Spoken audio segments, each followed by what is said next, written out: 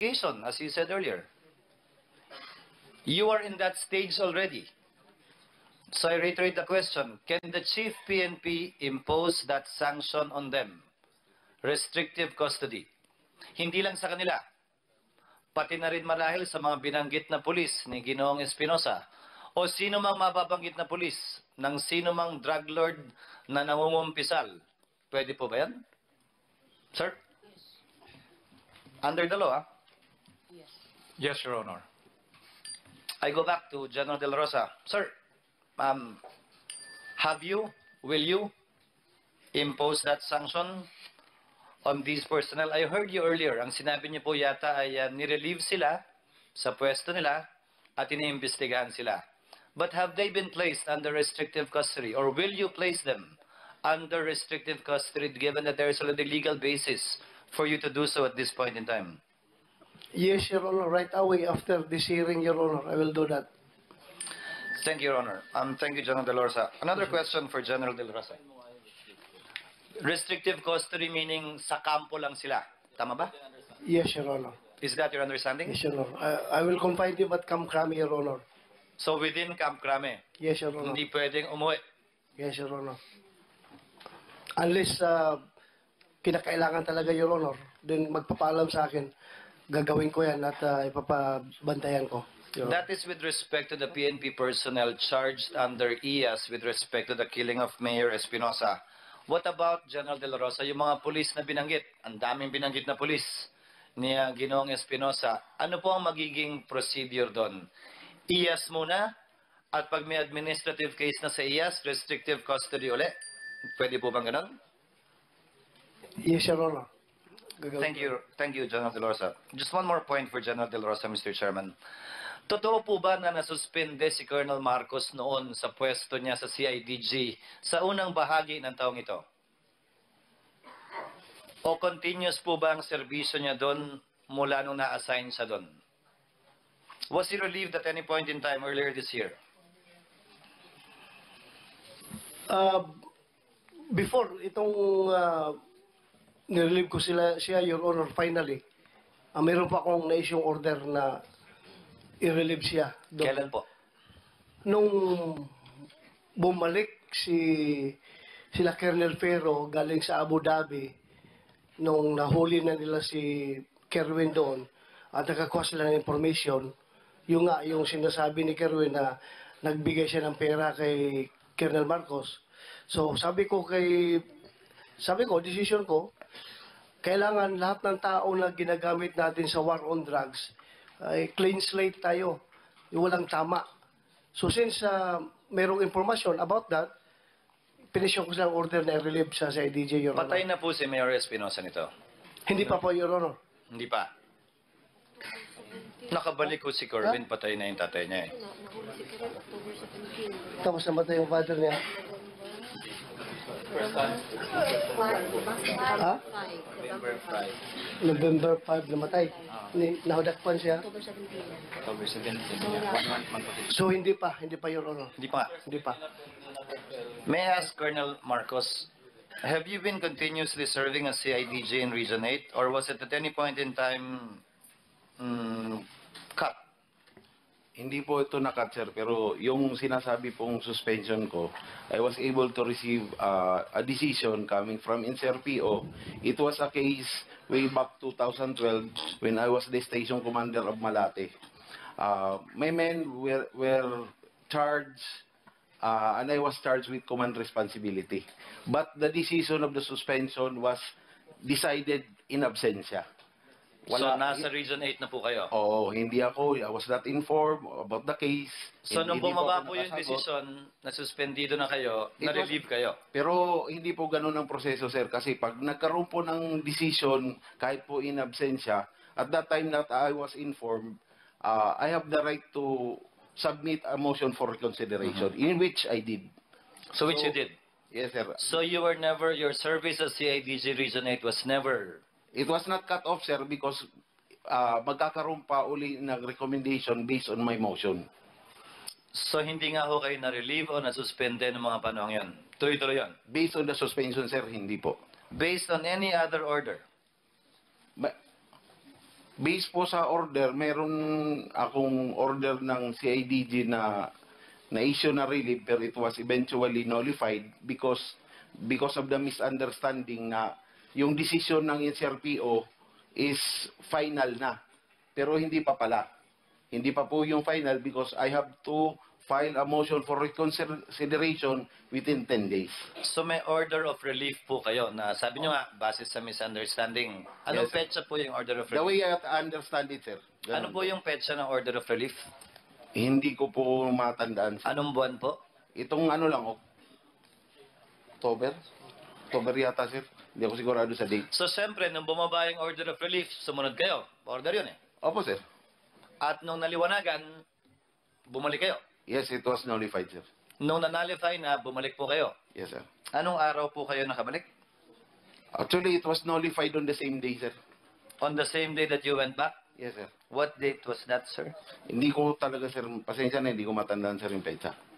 Kindly submit to this committee, sir, as soon as you get to check your records. Yes, sir. Thank you, sir. Kay Ginoong Espinosa, Kerwin, lahat ng binibigyan mo ng pera na binanggit mo kanina, anong kapalit nun? Kung meron man? Ang kapalit nun po, Your Honor, ay protection. Protection sa mga illegal ko na gawain.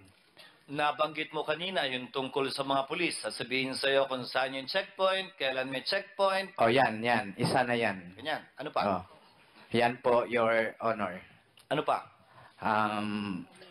Hindi huhulihin ang mga tao ko. Hindi nila sasagasaan ang mga tao nagtitinda ng shabu o magkaroon man ng raid, magtimbre muna sila para pagpunta doon, mag-negative na. So yun ang kapalit ng pera. Protection. Opo, Your Honor. Sa binanggit mo kanina kaugnay kay Senator De Lima, wala kang nabanggit na protection namang binigay. At wala naman siyang protection din mabibigay sa'yo. Meron po akong narinig, Your Honor, kay sabi ni Dayan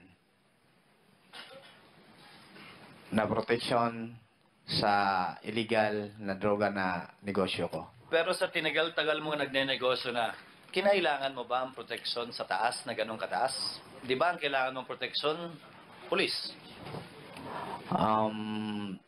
Siguro, Your Honor, Kumbaga, kasi dagdag hindi naman ako kusang loob na kumontak o humingi ng protection sa sitwasyon na yon.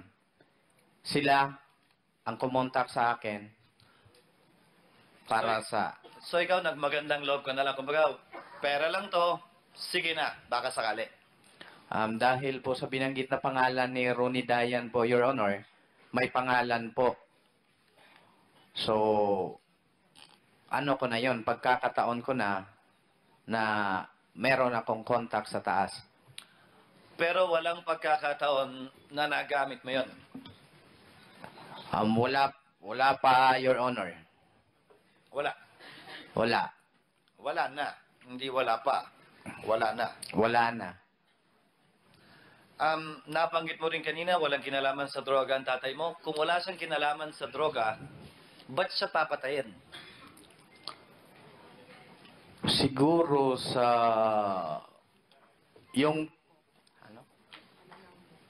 pananaw ko, siguro yung nag-ano na yung presidente, siguro na takot sila or itong mga taong to, ang inaakala nila na hindi na ako mabubuhay. Kasi ako ang makapagsabi kung ano yung mga ano yung nahitabo? Nangyayari. Pero Corbin, ang hindi ko maunawaan, kumbaga kung pelikula to, kwentong comics to, papatayin yung tatay mo kasi may affidavit siyang ginawa na pinapangalanan yung iba't ibang personalidad. Subalit hanggat hindi pa siya nakakatestigo sa korte, walang halaga yung affidavit niya. Kumbaga, lead lang yon sa parte ng pulis. Pero ikaw mismo nagsabi kanina na hindi totoo yung affidavit ng tatay mo. Oo, tama, Your Honor. So, anong motibo o dahilan para patayin siya? Hindi ko Hindi ko makita yung angulo. Siguro sa sarili ko lang idea, Your Honor, ginawa yon para hindi ako kakanta kung sino man yung mga na-involved sa drug trade ko. Hindi ba dapat ikaw yung patayin at hindi yung tatay mong sabi mo nga walang kinalaman sa droga? Nasa abroad ako, Your Honor. Lumayas po ako. So para takutin ka lang yon? Parang ganun na siguro, Your Honor. Dagdag pa siguro doon, kaugnay pa rin ang sa tatay mo. Ayon kay Pangulong Duterte, kung tama ang pagkakabasa ko sa report ng media, meron di umano siya mahigit 5 bilyon sa iba't ibang account, sa iba't ibang bangko. Ang Sa'yo ba yon o sa tatay mo o kanino ba yon? hindi naman po yan totoo, Your Honor. So magkano lang? Ang ano, Your Honor, ang Kung tama ang pagkakaalala ko, 5.1 billion di umano ang binanggit o nabanggit. Tama po ba, General De La Rosa? Nung nireklamo ni Pangulong Duterte sa AMLAC, yung di umano malaking perang involved sa droga, na wala man lang silang ginagawa o sinasabi. Tama po ba yung 5.1? Parang ganon, Your Honor, yung narinig ko, Your Honor. 5.1. Yes, Your Honor. Nasa tatay mo daw o sa iyo o sa inyong dalawa, may ganon nga ba? wala po kaming ganong kalaking pera na umabot ng bilyon.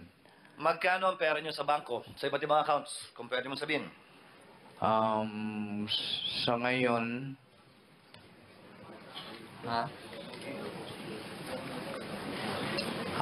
hindi ko muna masagot sa ngayon kasi Your Honor, if I may, Please, sir. Please, ma'am. Attorney Valerino? Villarino po. Villarino. We would like to ask that Kerwin will not answer that question, particularly, Your Honor, If because that is the case, ma'am, you can just advise Kerwin. You don't need to explain in this hearing. Just advise him not to answer. thank you, Your Honor. General De La Rosa, you wanted to say something? Your Honor, I would like to explain that yung sinasabi ni President Duterte na ganun kalaki na pera na involved sa drug trade, Your Honor, hindi lang po yun puro kay Kerwin, Your Honor. A portion lang doon sa kanila, maliit lang. Yung sinasabi na financial investigation na ginagawa ngayon ng PNP at also yung NBI may ginagawa, halos pangkalahatan na yun, Your Honor. Karamihan doon is pera na pumapasok dyan sa binundo, Your Honor. Yan yung sa kanya, maliit lang po yun, Your Honor. So, hindi sa kanya. Hindi sa kanya, Your Honor. Kunti lang yan sa kanya, Your Honor. Meron pang mas malaki pa ibang mga involved. Thank you, General De La Rosa. Mr. Chairman, just a few more questions to Secretary Aguirre. Secretary Aguirre, out of curiosity as a lawyer, and you're an older and more seasoned lawyer than I am, yung mga pulis na tumanggap ng protection money na ayon kay Kerwin ay binibigyan niya ng regular, kung totoo po yun at mapapatunayan niya, ano po ang kasong pwedeng isampang kriminal laban sa kanila? Violation po yun ng Dangerous Drugs Act under, I think, Section 5. Which is? Being a protector of a drug trader or drug lord. So, pag tumanggap ka po ng pera, protector ka na agad?